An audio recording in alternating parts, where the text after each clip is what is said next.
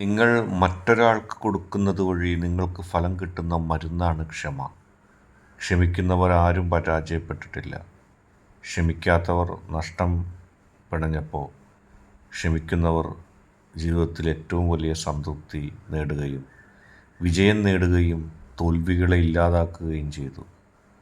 നമ്മളൊരാൾക്ക് നൽകുന്ന ഒരു സൗകര്യം, അല്ലെങ്കിൽ ഒരു ക്ഷമ, അല്ലെങ്കിൽ ഒരു സഹായം, സേവനം എന്തുമായിക്കൊള്ളട്ടെ, നാം അത് ക്ഷമിച്ച് മറ്റുള്ളവർക്ക് നൽകുമ്പോൾ നമുക്ക് ജീവിതത്തിൽ വലിയ നേട്ടങ്ങൾ പിന്നീട് കൈവരിക്കാൻ സാധിക്കും.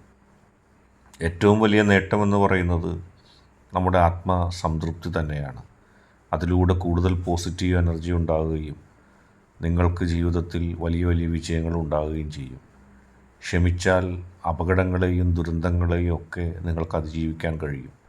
വിജയം മാത്രം സമ്മാനിക്കുന്ന ഒരു മന്ത്രമാണ് യഥാർത്ഥത്തിൽ ക്ഷമ എന്നത്.